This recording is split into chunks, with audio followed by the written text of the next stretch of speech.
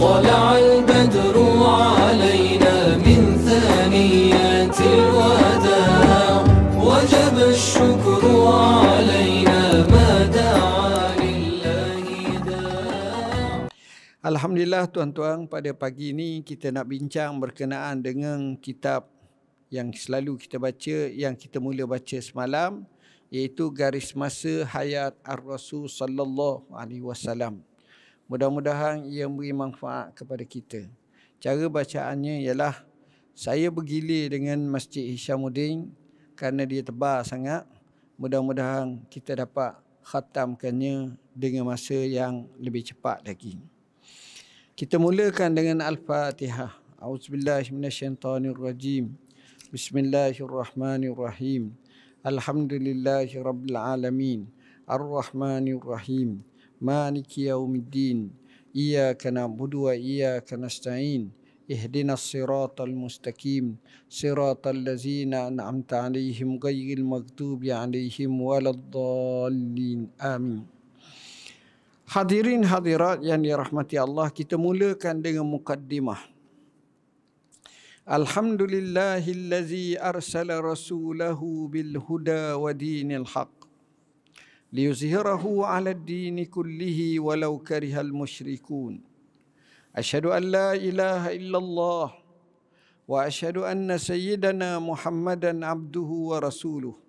Allahumma salli wa sallim wa barik ala sayyidina Muhammad wa ala alihi wa ashabihi wa man tabi'ahum bi ihsanin ila yaumiddin, amma ba'. Alhamdulillah, saya rafakkan kepadanya, yakni Allah, atas segala kurniaan nikmat, antara yang utamanya diutuskan Rasul sallallahu alaihi wasallam sebagai pemberi rahmat kepada sekalian alam, membawa petunjuk dan menjadi qudwah dan uswah, contoh suri teladan, hasanah yang baik kepada sekalian manusia, menekuni dan mengkaji sejarah Rasulullah sallallahu alaihi wasallam dan sirahnya, serta mengambil iktibar dan pedoman. Itulah yang terbaik dalam kehidupan manusia. Dengannya mendapat petunjuk, sebaliknya dengan menyimpan dari jalan dan manhaj atau sistemnya menjadi kesesatan. Benarlah sabda Nabi sallallahu alaihi wasallam seperti mana dalam khutbahnya berikut.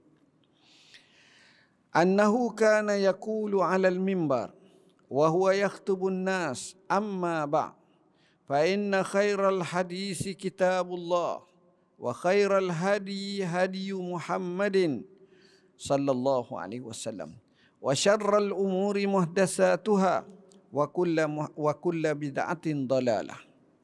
Bahawasanya baginda sallallahu kerap kali, acap kali apabila berkhutbah kepada khalayak manusia, berdiri atas mimbar, apa kata Nabi? Seraya bersabda, adapun selepas itu, ini menjadi biasa orang Arab, bila dia khutbah dia akan sebut amma ba'.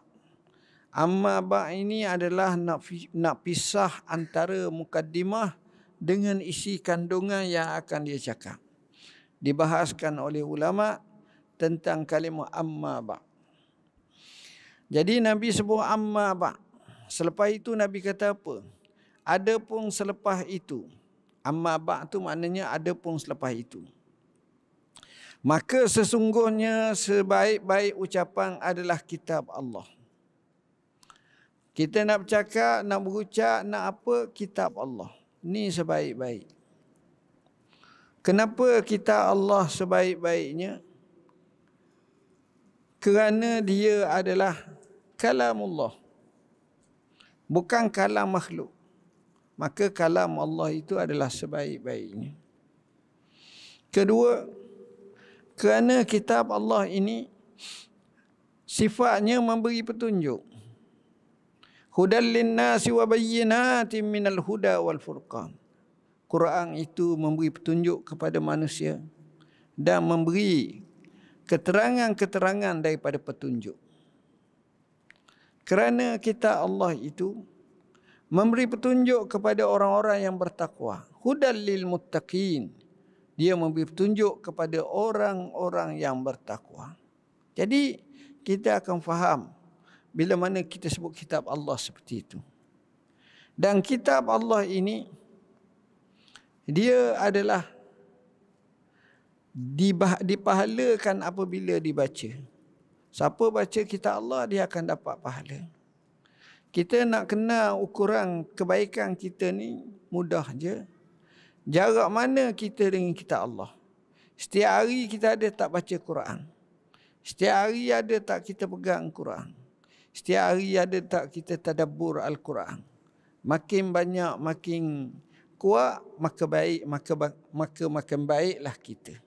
Ini kitab Allah yang disebut sebagai Dusturul Hayat, perlembagaan hidup.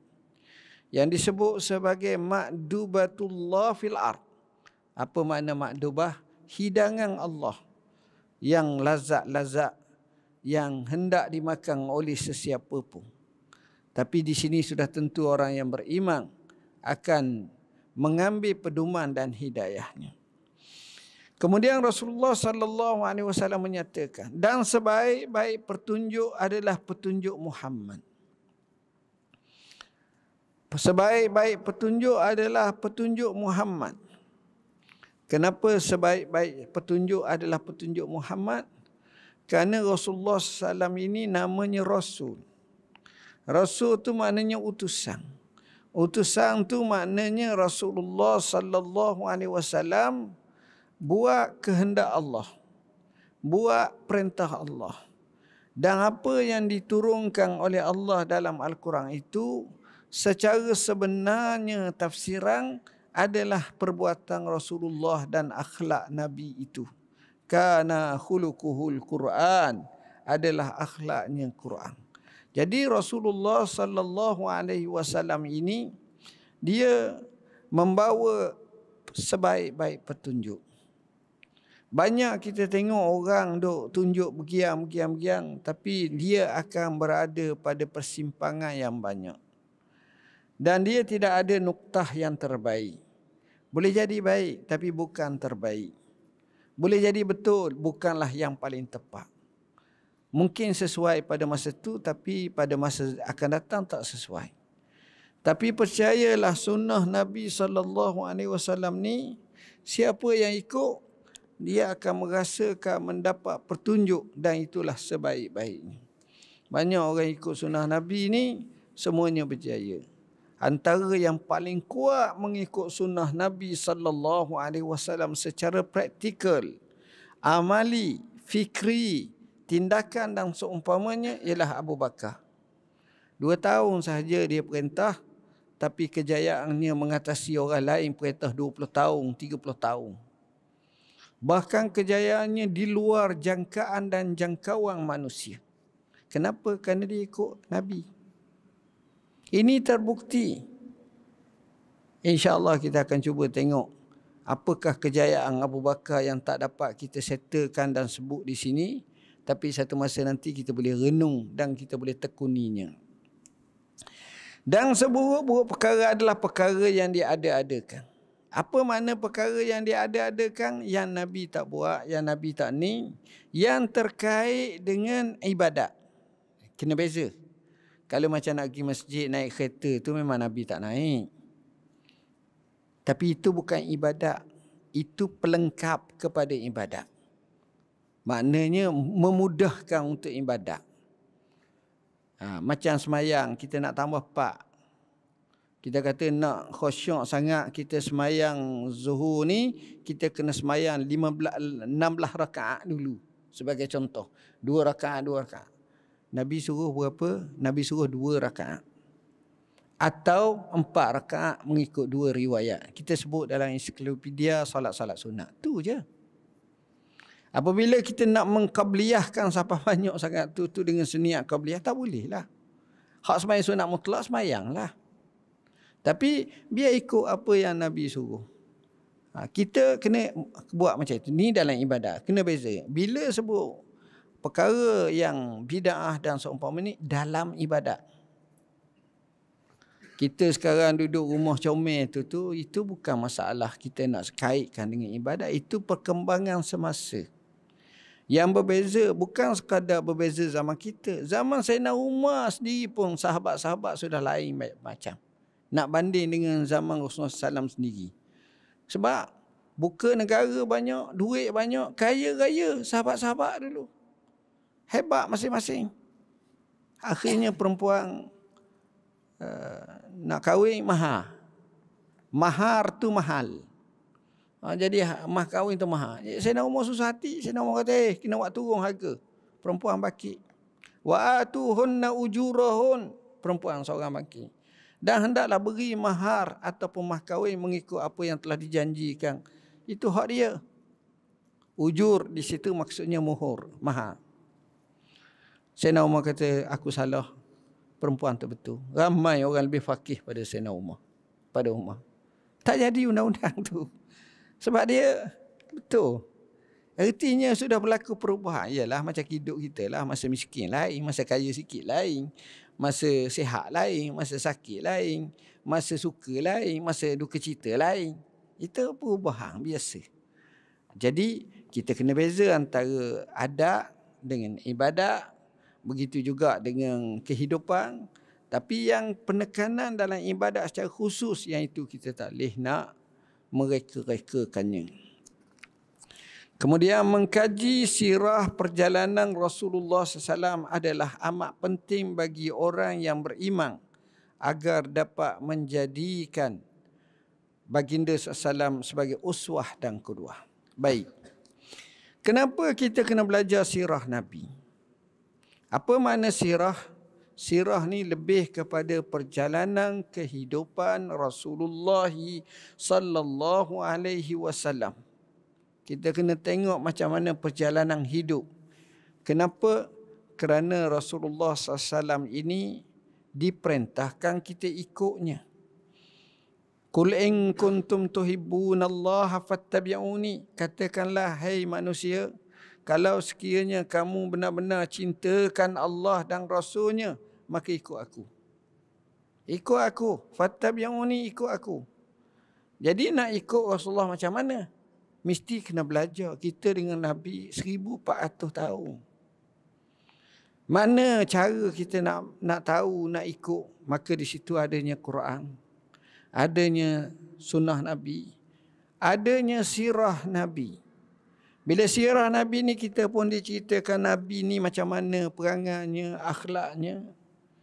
Satu persatu. Dengan sebab itu bila kita tengok kita akan faham. Tuan-tuan percayalah, mana-mana orang lebih atas muka bumi.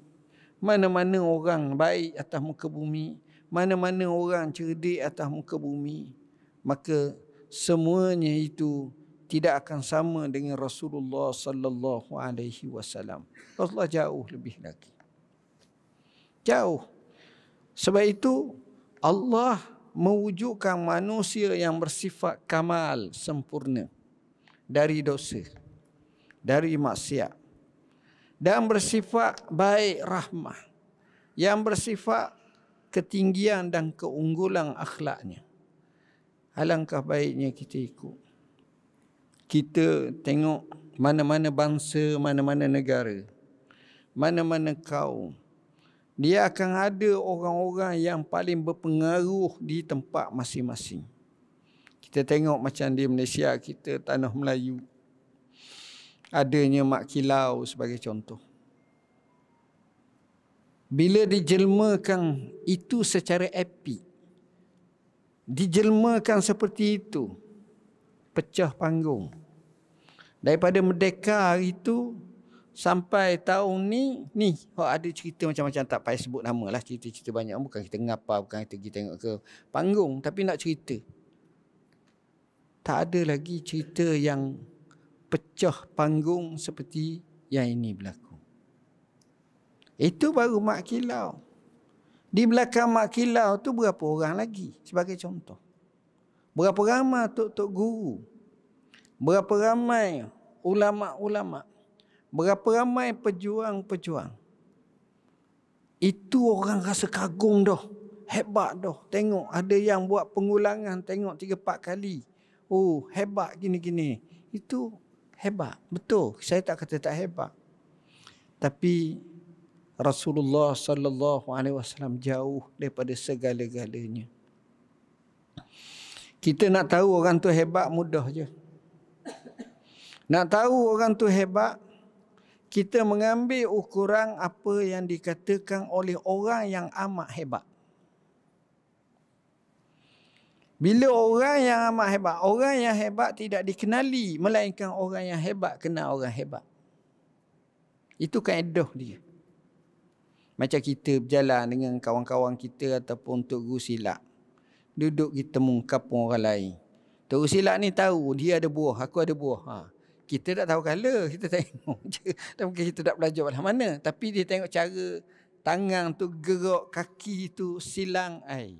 Ni tak ada main ni, tak makan cekok ni.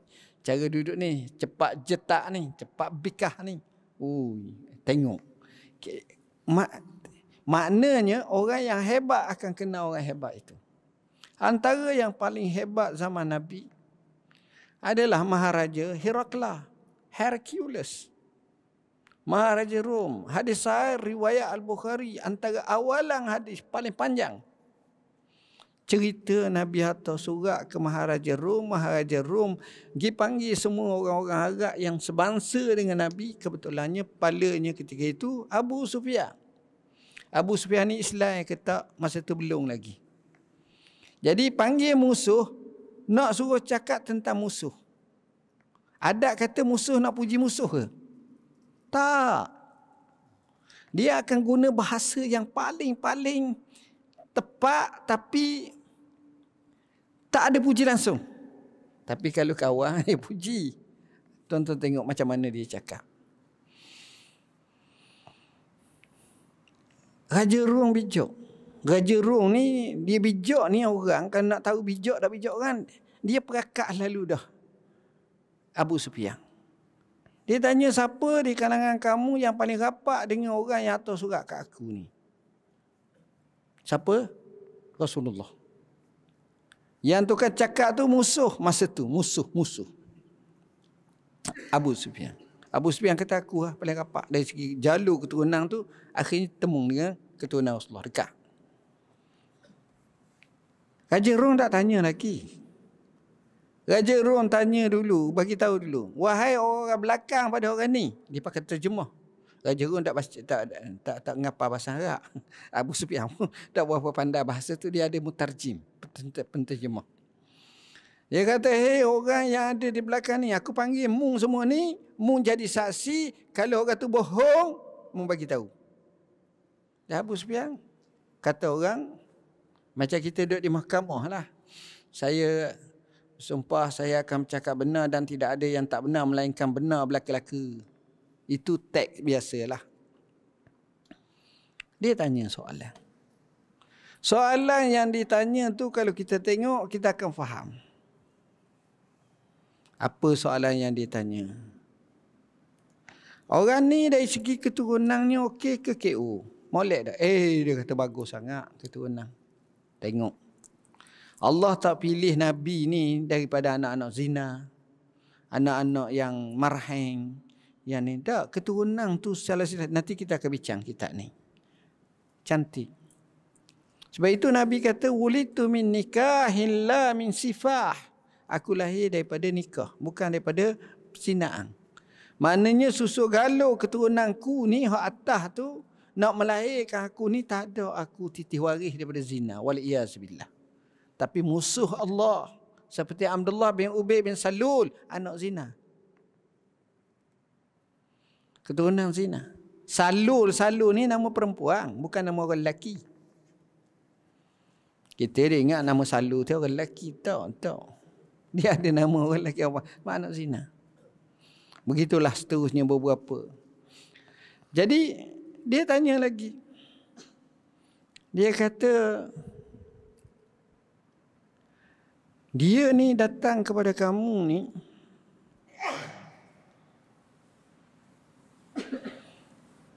orang yang ikut dia makin ramai ke makin kurang? Dia kata makin ramai. Yang ni kami bimbang. Pengikut dia kaya ke miskin? Kata dia miskin. Macam kami ni payah nak ikut, adalah seorang dua. Orang marahin dia ikut dia.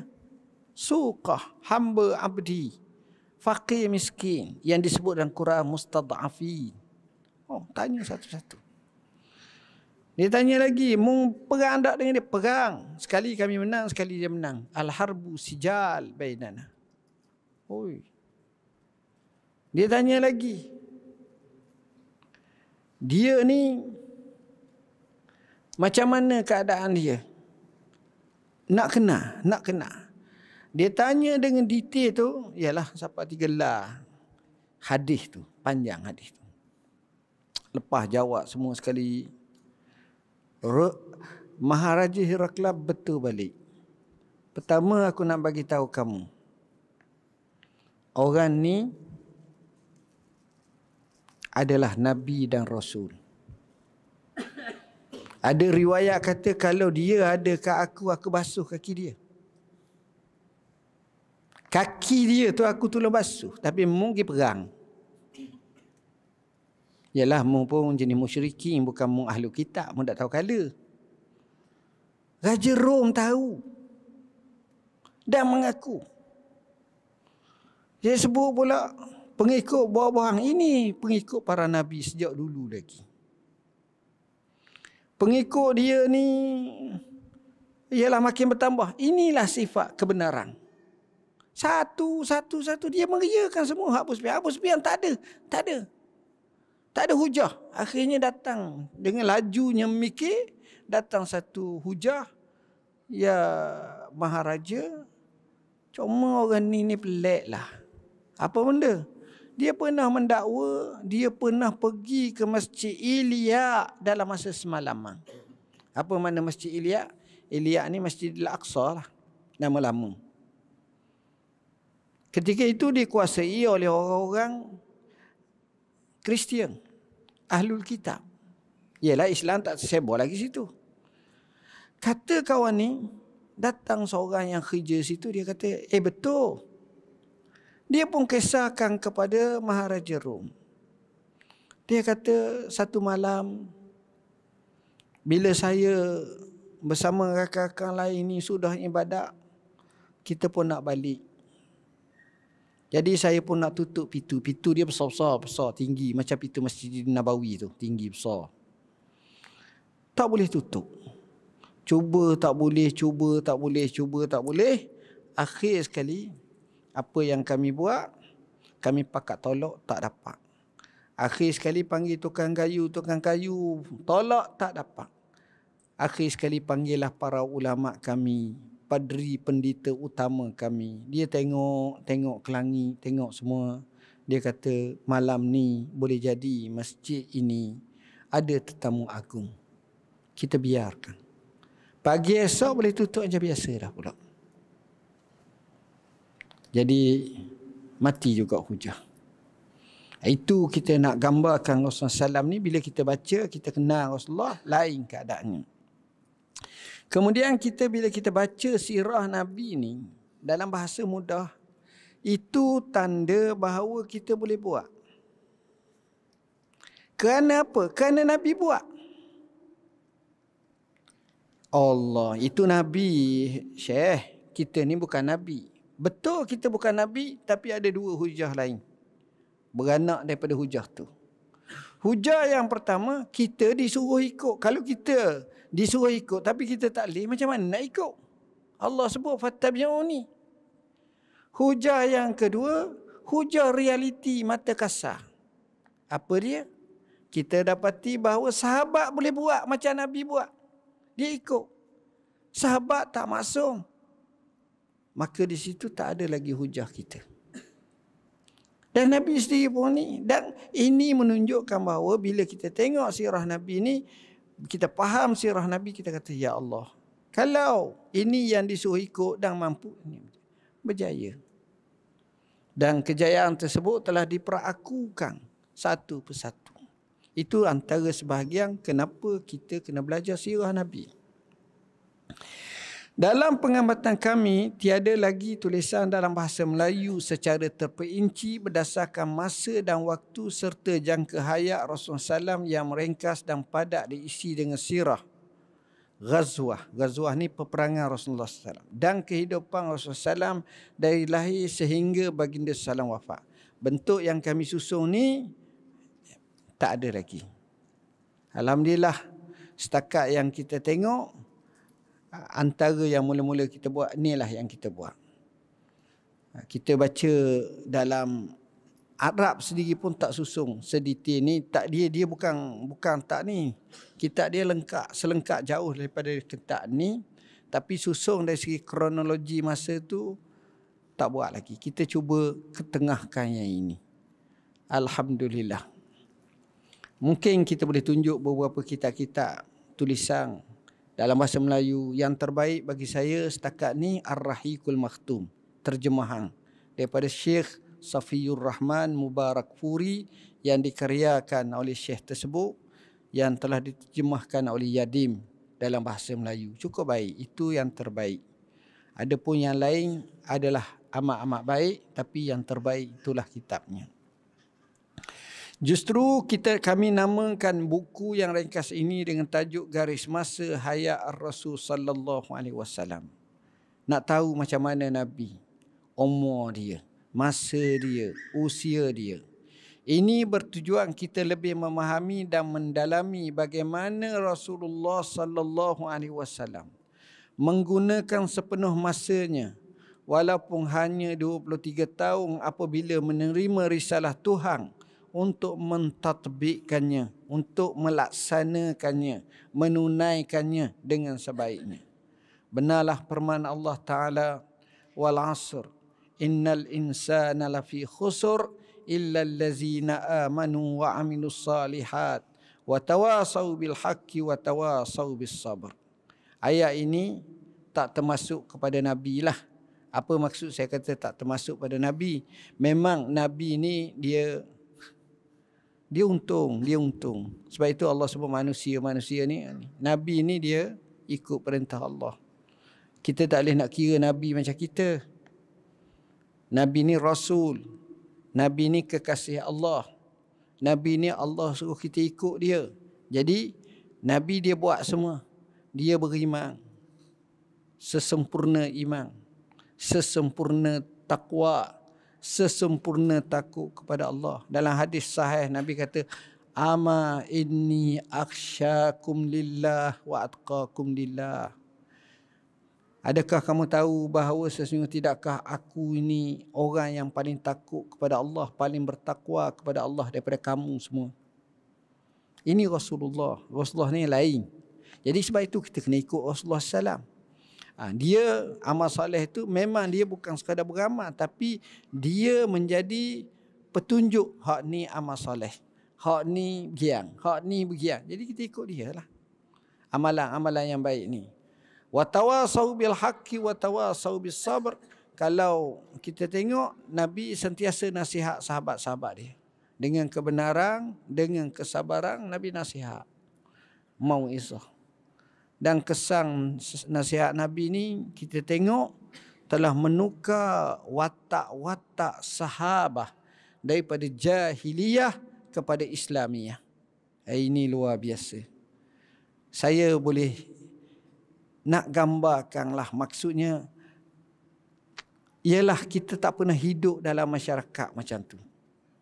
Masyarakat sahabah, generasi yang Nabi sebut khairul qurun qarni, sebaik-baik kurung aku. Kita akan tengok mereka ni hati-hati yang amat-amat bersih. Kita tengok niat yang amat jelas. Matlamat yang amat terang. Semangatnya akhirat mendahului dunia. Ini lain daripada kita, tuan-tuan. Kita ni nak hidup di dunia. Tengok, ini generasi siapa merabinya Rasulullah sallallahu alaihi wasallam. Ibn Katsir menukilkan pandangan Imam Asy-Syafi'i, katanya, lau tadabbaran nas hazi surata lakafathum. Sekiranya manusia mentadabbur akan surah ini, surah Al-Asr, nescaya sudah memadai bagi mereka. Tak payah turun surah lain dah. Rasulullah sallallahu alaihi wasallam menggunakan semaksimum masanya untuk mentahqiqkan ubudiyah kepada Tuhannya, sehingga segala geraknya kehidupannya menjadi panduan dan pedoman kepada manusia. Tengok betul-betul Nabi ni boleh. Maknanya dalam hidup Nabi tidak ada saat melainkan dicatatkan pahala untuknya. Artinya dia seolah-olah berada dalam amalan. Dia seolah-olah berada dalam panduan, orang boleh pandu dia. Ini Rasulullah SAW.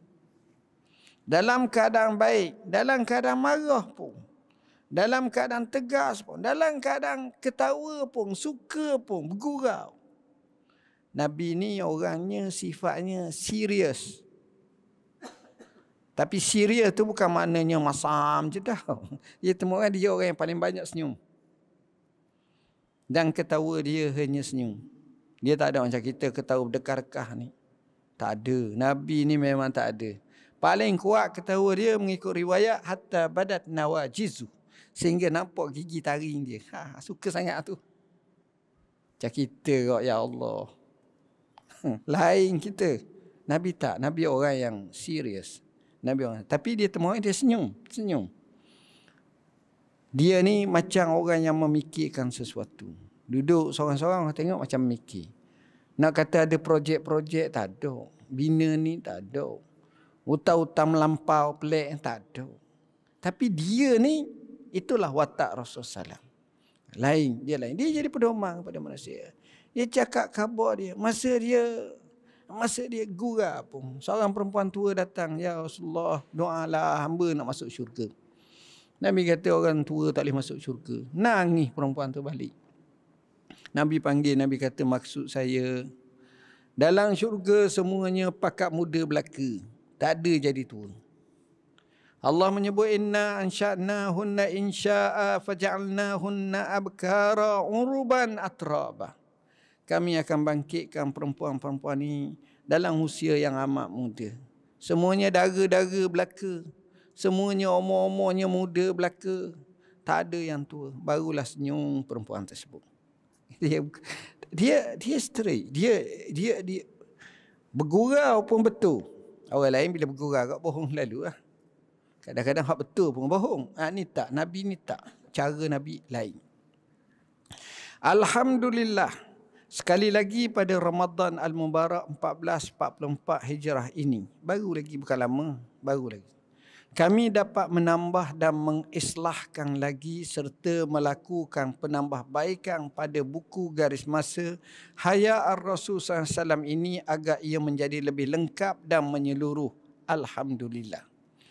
Maknanya kita ada keluar dulu satu yang kita panggil siri pertama lah ataupun edisi pertama.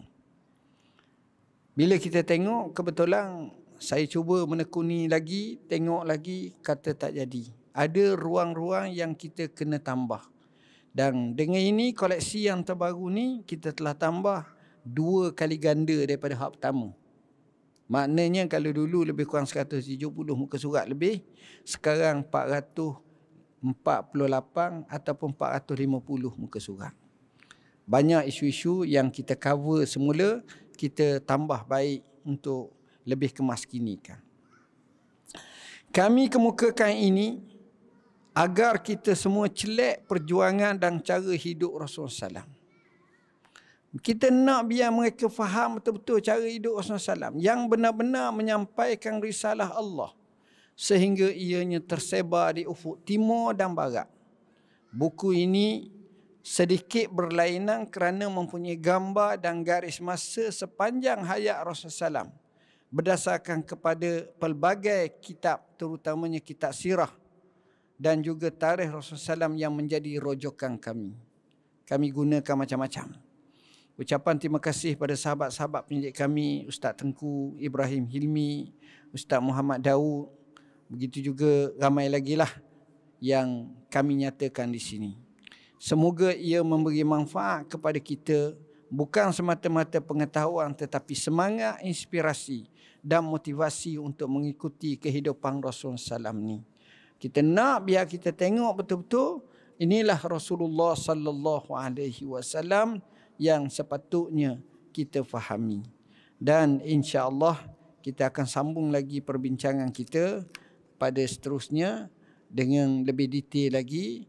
Cuma pada hari ini kita mulakan dengan nasab Rasulullah SAW yang mulia. Rasulullah sallallahu alaihi wasallam bernama Muhammad bin Abdullah bin Abdul Muttalib bin Hashim bin Abdul Manaf bin Qusay bin Kilab bin Murrah bin Ka'ab bin Lu'ay bin Ghalib bin Fihr bin Malik bin Nadar bin Kinanah bin Khuzaimah bin Mudrikah bin Ilyas bin Mudar bin Nizar bin Ma'an bin Adnan. Inilah mengikut riwayat Imam Al-Bukhari. Adapun nisbah takatah lagi itu tidak dijamin akan kebenarannya. Ya, ini yang disebut oleh ulama. Jadi kita cukup setakat tu sebanyak 21 lapis. Kalau kita tengok tuan-tuan, dalam 21 orang ni, kita dapati nombor 1, tidak ada satu pun nama yang sama. Kalau kita nama Mamak bin Ali bin Abdul Qadir bin Hashim bin Abdullah, lepas tu bin Mamak balik bin Qadir balik, dan 10 lapis capur sama lah. Dia akan jadi ada pengulangan. Tapi kita tengok Nabi ni 21 lapis tu, nama tu lain-lain semua.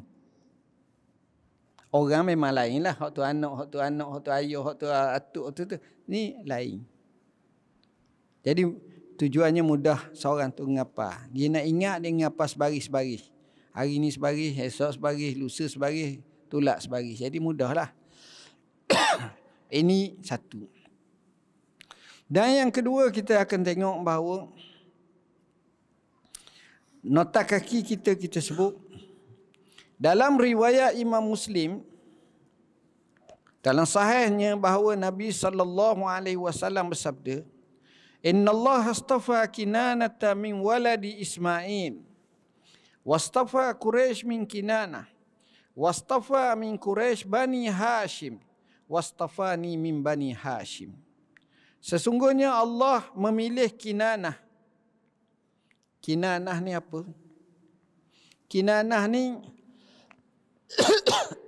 nama orang. Nama atuk Nabi yang ke-14. Nama atuk Nabi yang ke-14. Sesungguhnya Allah memilih Kinanah daripada keturunan Nabi Ismail. Yalah, nak sampai ke Ismail itu jauh lagi. Sebab Adnan 21 dah. Atas lagi lah. Baik. Dan memilih Quraisy.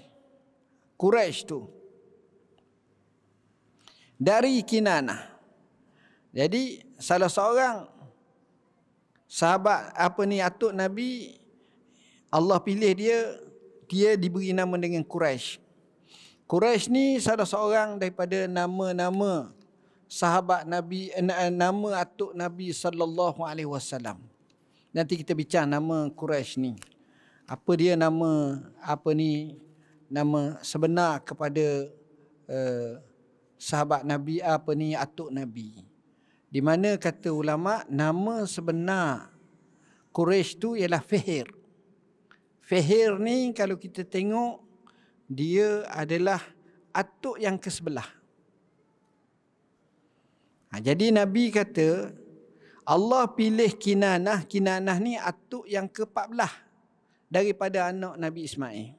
Dan Allah pilih Quraisy daripada Kinanah. Kinanah ni namanya Fihr. Fihr tu atuknya yang ke-11. Dan Allah pilih wastafa min Quraisy daripada Fihr tu, daripada Quraisy tu Bani Hashim. Hashim tu yang ketiga dah. Wastafani min Bani Hashim. Daripada anak-anak Hashim ada Abdul Muttalib dan lain-lain lagi, capur cucu, cicit semua sekali ni, Allah pilih aku. Allah pilih aku. Aku tu maknanya Rasulullah sallallahu alaihi wasallam. Jadi tuan-tuan, kita berhenti setakat tu dulu. Mudah-mudahan kita akan faham sirah Nabi sallallahu alaihi wasallam dengan baik. dan insya-Allah kita akan lajakkan lagi perbincangan ini.